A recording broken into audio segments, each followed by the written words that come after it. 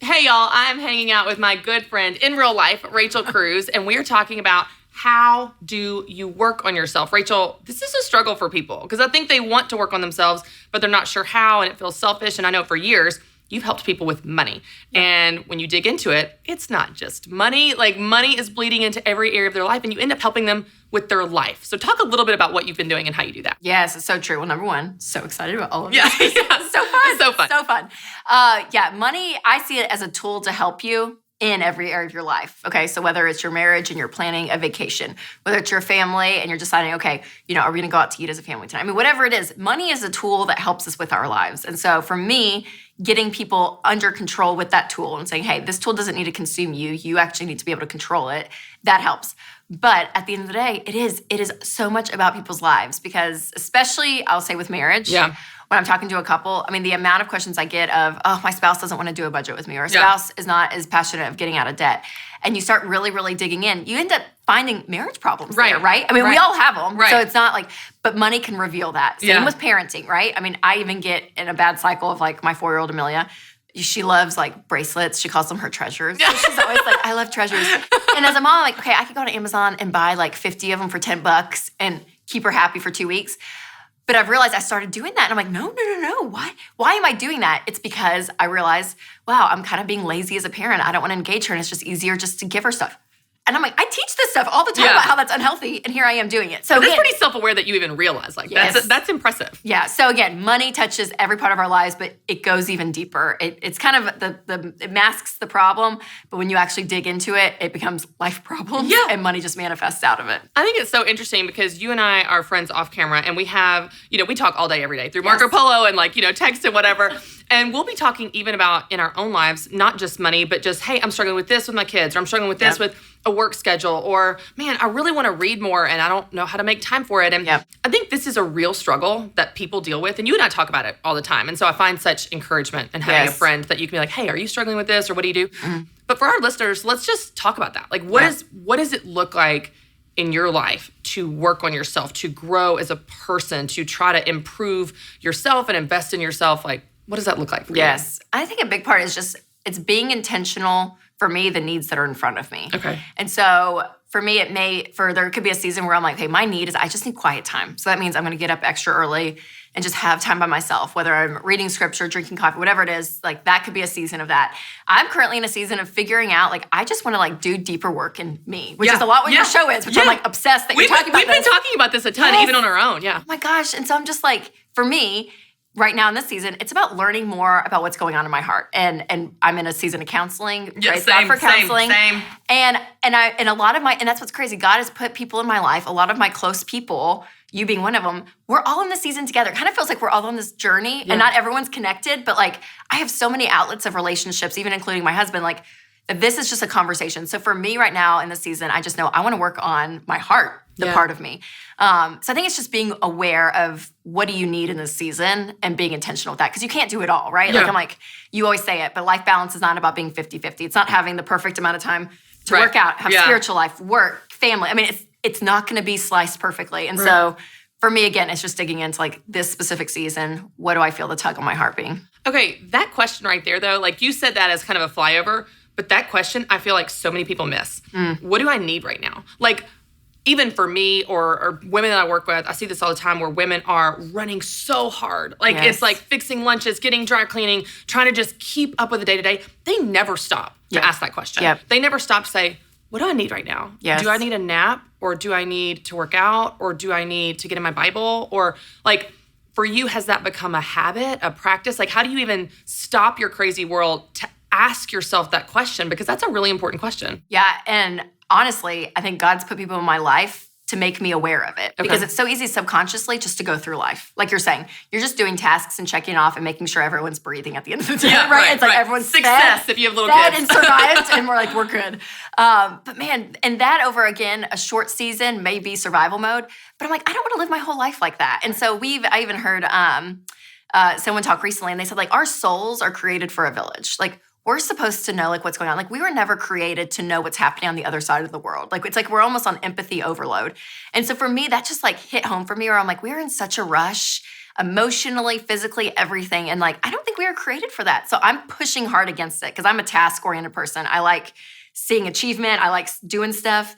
And for me to like force myself to slow down is something that, again, people have been telling me that they're doing in their own lives, and it's just encouraged me. So I think it's being around a community and people around you growing honestly has helped me grow. Does that make sense? Yeah. Oh, yeah, for sure. Because when you're around people, it becomes contagious, whatever it is. Yes. If people are running fast, you're like, oh, I need to run faster. If people are just chilling out, you're like, oh, maybe I can chill out. You're even reading the book. We Marco Polo'd. There's a book you're reading about hurrying to, and I'm like, oh my gosh, that was another God moment for me. I was like, Christy's reading this book. I've got to get this book. Like The Ruthless Elimination of Hurry. And I'm so into this book right now, specifically because he's talking about how hurry keeps us from having a deeper relationship with God. And so like, I think about this with my kids. I'm not nice when I'm in a hurry. Yes. Like, you know what I mean? Yes. You were talking about that this morning, even trying to get out the door to get to work. You're like, it's hard when you're in a hurry. Okay, so when we're talking about these different aspects of our life, whether it's our faith or our health or our relationships, our marriage, whatever, do you find that it is easier for you to work on some areas than others? Like some, you have a natural pull, like, man, I want to invest in this. I constantly go to this.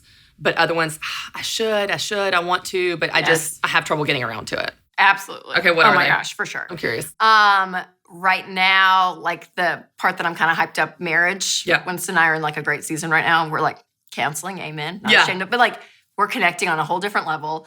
Because you're working on it. I want to clarify that. Not because it's easy, but because you're working on it. Okay. Oh my gosh. Man. Yeah. Yeah. We just looked up, we're like, wow, for 2 years, we kind of just been living like this. And I'm like, oh wow, that's probably not like, what are we not digging into? Then you start digging.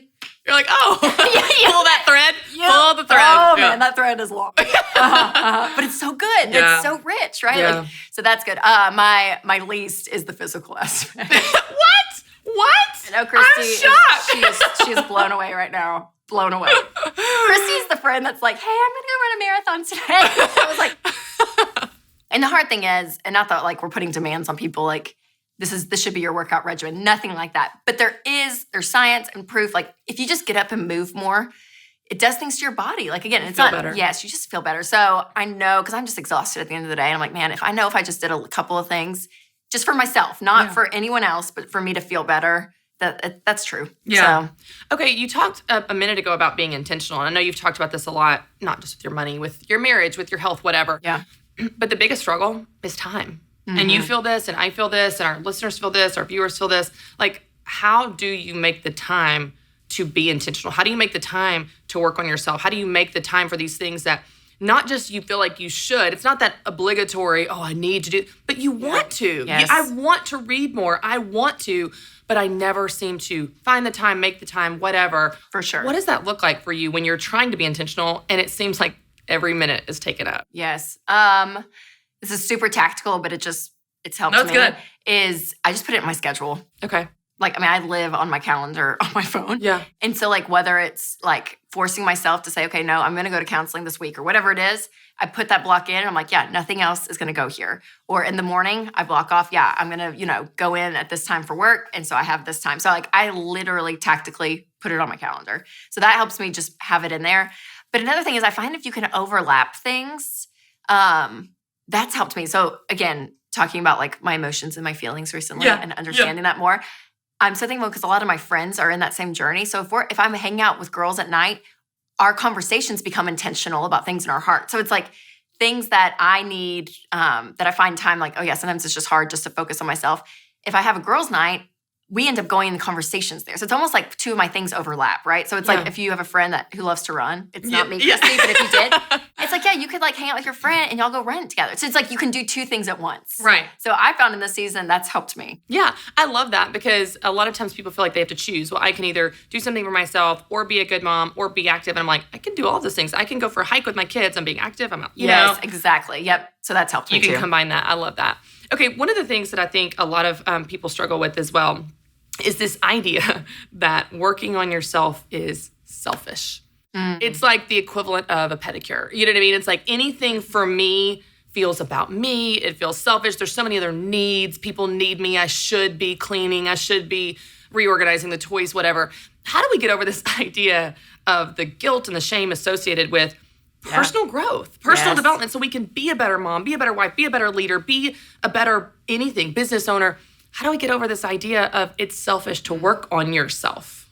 Isn't that crazy? That's the message Isn't that that you funny? say to me. I'm like, man, I hate that that's the case, but it is. It's like almost like an undercurrent. It's not always right here in the front of our mind, like, right. oh, I'm selfish, but we neglect it again and again because of I should be doing this. Yeah, I just know for myself, I'm like, I'm just such a better mom. I'm such a better wife. I'm such a better friend when I'm functioning out of the whole person of who I am. I like that. I like that word, like the whole person. Yeah. So when I can work on myself and make time, again, whether it is something like a pedicure, maybe you just have to get away for an hour, go do that, or something as intense as, reading a big self-development book and your mind's being blown every page, right? I mean, like whatever it is that you're doing, you're creating a better person. So I'm like, for me, I don't see it as selfish. I see it in a sense as selfless because I'm a better wife. Right. I'm a better mom. Like they're getting a much better they're much better me than if I am like at my wit's end and I'm stressed and I'm empty emotionally, all the things. Like that's not a fun Rachel. Yeah. Like no one needs that. And I don't want my kids' memory to be of that mom. Right. Of this tired, like, you know what I mean? I want them to see a joyful, whole mom. But that means I have to work on myself to become whole. Yeah. I love how you said that. Maybe it's just flipping the script and saying like, I'm doing this for them. I'm going on a workout for them because I'm going to be better for them. Not, oh, it's for me. It is, but it's also for them. And every mom is wired differently. And so I even hear some working moms who like are passionate about their job. They love it. Is there the mom guilt? Are these, the struggles are there? Yes.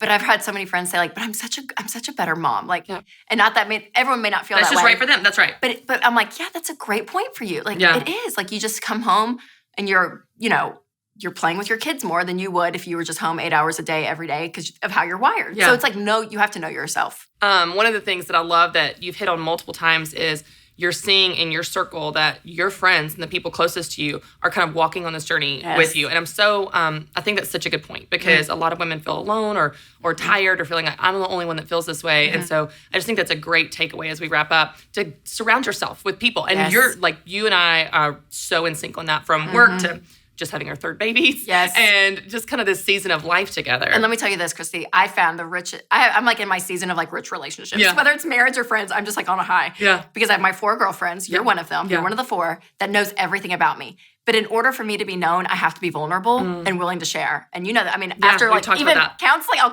call Chris and I'm like, we need to get the kids together because I have to tell you everything I just learned. We need to download. Yeah. And then you do the same to me though. Yeah. And I learn things of what you're learning. Like, right. But you have to be willing to be known. Yeah. And that can be scary. So I would always encourage women, find one friend. Just start with one. You don't have to have 6, but be willing to be vulnerable. Because if you're the first one to open up, usually if it's a safe spot and you trust the person, it's reciprocated. Yeah. But you may have to be the one to initiate it. And it is that deeper level of friendship and relationship that you didn't have at that surface level. Well, Rachel, I'm so thankful because we get to do this and work in real, on a set in the office and, put it all together. But at the same time, like we're going to go Marco after this and be like, oh my gosh, whatever. And it's just so fun that those friendships are authentic on screen and off screen. So I'm just so thankful for you. So thanks for being here. I know people are probably wanting to know like how they can connect with you and find you. So give them all your details, social media and what you're up to so they can follow you. At Rachel Cruze everything. And I have a YouTube show, The Rachel Cruze Show, and a podcast on it. So you can go check that out. Awesome. Thank you. Thank you for being here. Thanks.